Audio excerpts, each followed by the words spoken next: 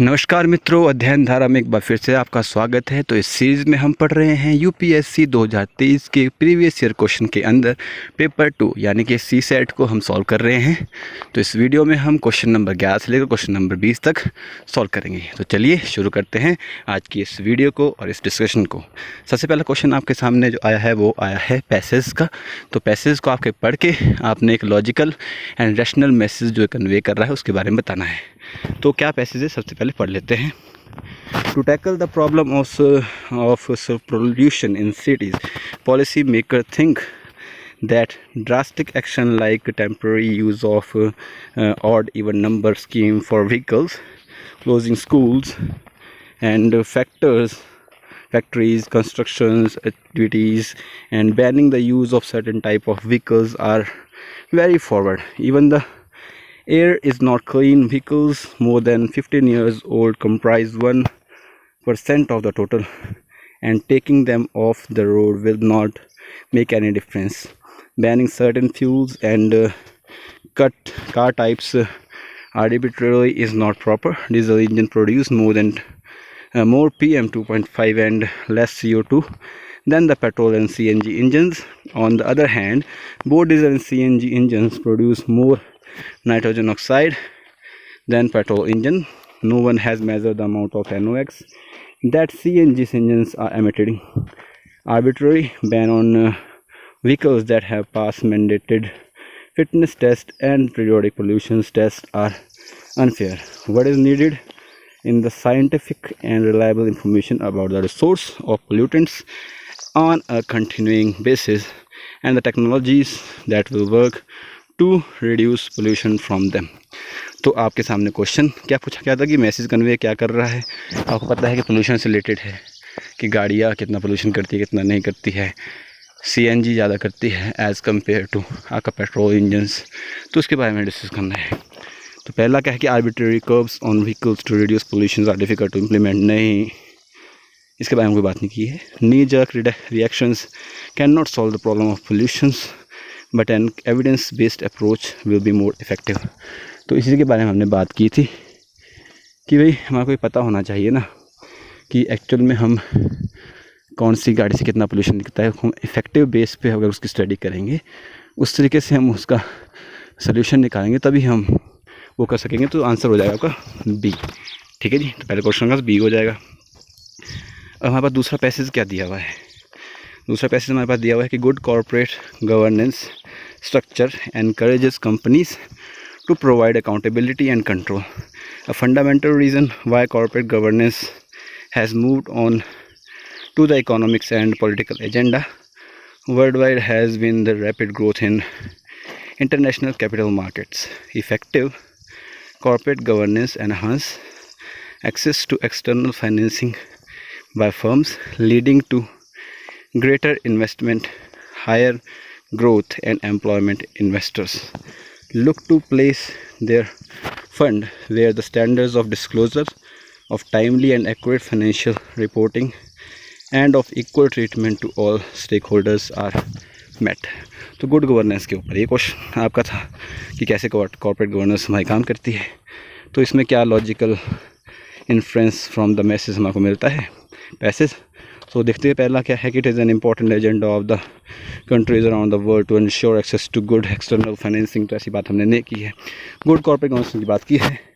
Improve the credibility of the firms. तो यही आपका आंसर हो जाएगा। मतलब हम पैसेज को पढ़ के ही ऐसी चीज़ें ढूंढे, की पॉइंट्स ढूंढे जिस चीज़ के ऊपर बेस हमारा पैसेज लिखा गया है। ठीक है जी। तो नेक्स्ट पैसेज को देखते हैं। नेक्स्ट पैसेज आपका क्या कहता है। नेक्स्ट पैसेज कहता है कि elephants are landscape architects, creating clearing in the forest, preventing overgrowth of certain plant species, allowing space for regeneration of others, which is turn provide sustenance to other herbivorous animals. Elephants eat plants, fruits and seeds, propagating the seeds when they defecate is other places as they travel. Elephant dung provide nourishment to plants and animals and act as a breeding ground for insects. In times of drought, they access water by digging holes which benefit other wildlife. तो ये आपका elephant के base के ऊपर आपको देखने को मिल रहा है, ठीक है जी। तो क्वेश्चन पढ़ते हैं कि क्या वही बात है कि लॉजिकल रैशनल क्या मैसेज कन्वे हो रहा है। Home range of elephant need to be vast area rich biodiversity, नहीं। Elephant are the keystone species and they benefit in the biodiversity, तो यही आपका आंसर हो जाएगा जो पैसेज से निकलता है। तो इस तरीके से हमने पैसेज से क्वेश्चन किए। अब हम करेंगे थोड़े लॉजिकल रीजनिंग के क्वेश्चन। तो चलिए जी, अब हम करेंगे लॉजिकल रीजनिंग के क्वेश्चंस को। तो सबसे पहला क्वेश्चन आपके सामने है कि 7 जो आपके पास लिखा गया है 7 + 9, मतलब साइन कुछ और हो सकता है, ऐसा कोई मतलब नहीं है, बस आपको एक लॉजिकल ढूंढना है। देख सकते हैं आप, पहले में आप अगर इक्वल टू के वाली साइड का डिजिट देखेंगे और दूसरी साइड का डिजिट देखेंगे तो आप क्वेश्चन को डायरेक्टली कर सकते हैं। क्या डिजिट में आप देखते हैं, जैसे कि जो हम लेफ्ट हैंड साइड देखेंगे इसमें, तो यहाँ देखता है कि 9 + 7 इन तो 16 और एक होते हैं 17। 17 का क्या बनता है, 17 का जमा करके 7 और 1 8 बन जाता है, तो ये बराबर इक्वल्स टू बराबर है।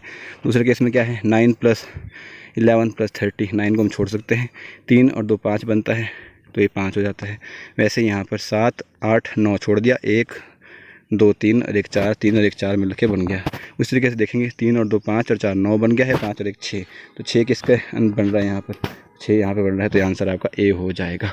तो एक आप इस डिजिट लगा के इस क्वेश्चन को कर सकते हैं, ठीक है जी। अब देखिए ना, यहाँ पे आप देख सकते हैं, यहाँ पे डिजिट सिंगल डिजिट में क्यों था, क्योंकि यहाँ पे सिंगल डिजिट थी आपके पास, यहाँ पे सॉरी डबल डिजिट थी, डबल डिजिट के अंदर हमने इकट्ठा करके कर लिया, ठीक है जी। समझ रहे हैं बात कि नहीं समझ रहे हैं? इस तरीके से डिजिट के आप इस क्वेश्चन को कर सकते हैं। दूसरा क्वेश्चन नंबर 15 जो आपके सामने है वो है कि x एक पॉजिटिव इंटीजर है such that 7x + 96 is divisible by x, how many values of x are possible. देखो इसके उसमें करने का एक ये तरीका है कि आपको पता है कि 7x + 96, ठीक है, तो जो भी डिविजिबल अगर x से है तो 96 भी डिविजिबल होगा x से और 7x भी डिविजिबल होगा x से, तो ऐसी कितनी हाई वैल्यू हो सकती है ऐसे। अब इसमें एक ही ट्रिक लगेगी, जो 96 के हम क्या करेंगे, फैक्टर्स करेंगे। अब जब फैक्टर करेंगे 96 के आप तो कौन कौन से लिखेंगे, जैसे 1 से कटता है, हाँ जी कटता है, 3 से कटता है, फिर 2 से कटता है। इस तरीके से आप देखेंगे कि फैक्टर निकालने तो आपको आते होंगे, जैसे कि आप 96 करेंगे यहाँ पे, ठीक है, उसके बाद 2 से करके देखेंगे, फिर 48 आएगा, फिर 3 से करके 16 आएगा। इस तरीके से आप फैक्टर्स बनाना सीखेंगे। 96 फैक्टर क्या होते हैं, 96 फैक्टर होते हैं 2⁵ × 3 ऐसे होते हैं।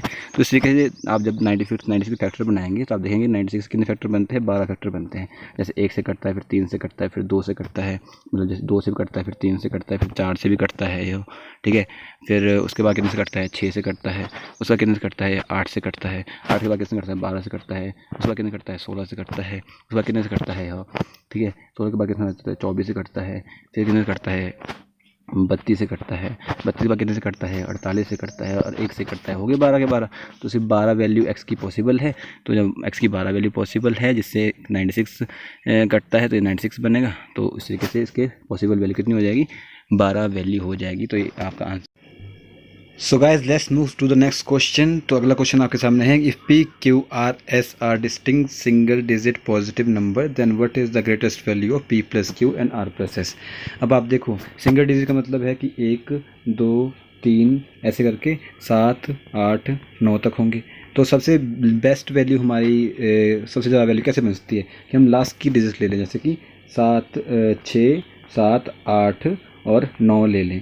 उसमें से अब हमारे को कैसे पता लगेगा, अगर हम 9 और 6 15 कर देते हैं और 8 7 15, इन दोनों को हम जमा कर दें आपस में, जैसे P को हम ले लेते हैं 9 और Q को ले लेते हैं हम 6, सार को लेते हैं 7 और इसको ले लेते हैं 8, तो 15 15 225 आपका इसका आंसर हो जाएगा। इससे बड़ी संख्या इसमें बनी नहीं सकती है। जैसे कि अगर आप 9 + 8 आपने 17 तो कर दिया, लेकिन अगर आपने 7 और 6 13 कर दिया, 17 और 13 17 × 13 लेस हो जाएगा एज़ कम्पेयर टू 15 × 15 से, ठीक है जी। तो इस तरीके से हम इस क्वेश्चन का आंसर कर सकते हैं। तो answer will be B. Let's move to the next question. That is a number n is found by writing 9 for 99 times. What is the remainder if n is divided by 13? अब देखो आप n को 13 से divide करना है, n को हमने 99 time लिखना है। अब n को अगर 9 एक बार लिखते हैं तो 13 से डिवाइड करने के ऊपर रिमाइंडर कितना बचता है हमारे पास, 9 बचता है। 99 लिखते हैं, अगर हम 2 बार लिखते हैं 9 को, 13 से डिवाइड करेंगे तो कितना रिमाइंडर बढ़ता है, 13 7 91, 8 रिमाइंडर बच जाता है। उस तरीके से हम 999 बार अगर हम 3 बार 9 को लिखेंगे, उसको 13 से डिवाइड करेंगे तो हमारा क्या बनेगा, 13 7 91, 8 9 और 13 7 13 6 78। तो हमारे पास कितना बन जाएगा, कम से कम 11 12 13 ऐसे, मतलब जैसे मतलब 78 11 बच जाता है रिमाइंडर आपके पास। ठीक है, 3 बार 9 अगर आता है तो 11 रिमाइंडर बच जाता है। ठीक है जी। अब आप देखो, अब जब 9 बार हमने लिखना है, 9 को 9 बार लिखेंगे, वैसे 4 बार लिखो ज़रा, रिमाइंडर कितना बचेगा। वैसे करके जब हमारा 99 टाइम्स अगर 9 लिख रहे हैं ऐसे करके, तो 13 से कितनी बार जाता है। अब देखो 16, 3 को कितना, 3 को 99 पे कटेगा नहीं कटेगा, 11 तो रिमाइंडर बचेगा बटेगा कि 99 को 99 3 से कटता है, 3 3 9 33 बार आता है। ठीक है, तो 99 और 3 बार हमारे पास, जब हमारा 9 हम 3 बार लिखते हैं तो हमारे पास रिमाइंडर कितना बचता है, 11 बचता है। तो 99 टाइम भी कितना बचेगा, 11 ही रिमाइंडर बचने वाला है। तो ये क्वेश्चन था आपका 17वां क्वेश्चन। ठीक है, तो चलिए जी अब क्वेश्चन नंबर 18 करते हैं। 18th क्वेश्चन आपके सामने क्या है कि each digit of a 9 digit number is 1, it is multiply by itself, what is the sum of all digit of the resulting number. अब देखो, एक डिजिट है, जैसे 1 11 1 2 3 ऐसे करके 9 डिजिट है, इसको आपने 9 डिजिट से गुणा करना है, ऐसे करके 9 डिजिट है। ठीक है जी। अब आप देखो, सबसे पहले आप समझो कि 11 को जब हम 11 से साथ गुणा करते हैं तो क्या आपके पास टर्म आती है, 1 to 1 आती है कि नहीं आती है। वैसे आप 111 को 111 के साथ गुणा करेंगे तो आपके पास टर्म क्या आएगी, 1 2 3 2 1, ये आपके पास आएगा। वैसे ही जब आप एक एक एक एक एक एक एक जितनी भी 9 टर्म्स है, इसको 9 टर्म्स से गुणा करेंगे तो आपके पास रिजल्ट क्या आने वाला, 1 2 3 4 ऐसे करके 8 तक, उसके बाद 7 6 5 4 3 2 1 तक ऐसे आएगा। ठीक है, जो टर्म बनेगी। ठीक है, फिर इस टर्म को कैसे करेंगे हम, देखो 2 कॉमन ले लेंगे अगर इसमें से हम, तो 1 + 2 + 3 ऐसे करके आप 8 तक गिनती लिख दो। ठीक है, प्लस उसमें 9 ऐड कर दो, तो इसका सम ऑफ डिजिट हो जाएगा। सम ऑफ डिजिट ऐसे निकलता है। अब 1 + 2 + सो ऑन अप टू 8 तक, इसमें आपको पता है कि इसमें कौन फॉर्मूला लगेगा, n × n + 1 डिवाइडेड बाय 2 वाला फॉर्मूला लग जाएगा नहीं लगेगा। n कितना है आपके पास, 8, n + 1 कितना हो जाएगा, 9 डिवाइड बाय 2 कितना हो जाएगा, 2 2 चौके 8, कितना हो जाएगा, 9 चौका, समझेगा नहीं सके, 9 चौका कितना हो जाएगा, 36। ठीक है, तो 2 × क्या बन जाएगा, 8 × 9 डिवाइडेड बाय 2, ये हो जाएगा 9, तो 2 से 2 कट जाएगा, 8 9 कितना हो जाएगा, 72 72 + 9 आपके पास और ऐड था 72 9 कितना हो जाएगा, 81। तो 81 आपका आंसर बन जाएगा, इसका आंसर सी। ठीक है जी। अब चलते हैं नेक्स्ट क्वेश्चन के ऊपर कि what is the sum of all digit which appear in all the integer from 10 to 100। अब देखो आप, हम क्या बनाएंगे, इसका एक डाटा बना देते हैं। जैसे कि 10 से लेकर 19 तक एक टर्म बना दी, फिर 20 से लेकर 29 तक एक टर्म बना दी, फिर 30 से लेकर 39 तक टर्म बना दी। ठीक है, समझाएगी नहीं समझाएगी। हम क्या करेंगे, फर्स्ट डिजिट जो है आपके यूनिट डिजिट का आप सम ले लेंगे। क्या था, जैसे 10 से लेकर कहाँ तक, 19 तक। ठीक है, यूनिट डिजिट क्या आपके पास 0 से लेकर 9 तक की यूनिट डिजिट है। ठीक है, इसका सम कितना बनेगा, कितना सम बनेगा, 9 टर्म्स है ना, 9 टर्म्स है तो 8 × 9 डिवाइडेड बाय 2 कितना होता है, 36 हो जाता है। क्या आपने सही किया कि नहीं किया, नहीं बेटा, 9 × 10/2। क्यों 9 × 10, क्योंकि 9 टर्म्स है। अब देखो ना आप, 10 से लेकर 19 तक अगर यूनिट डिजिट देखेंगे, 0 से लेकर 9 तक कितनी डिजिट होगी, 10 डिजिट होगी, 9 डिजिट होगी ना, 0 से लेकर, अब यूनिट डिजिट देख रहे हैं हम, यूनिट डिजिट से लेकर 19 तक, यूनिट डिजिट क्या है, 0 से लेकर 9 तक जा रही है। ठीक है, तो मतलब 1 2 3 करके 9 तक। ठीक है, तो कितनी टर्म हो जाएगी, 9 × 10 डिवाइडेड बाय 2 कितना हो जाएगा, 9 × 5 = 45 हो जाएगा।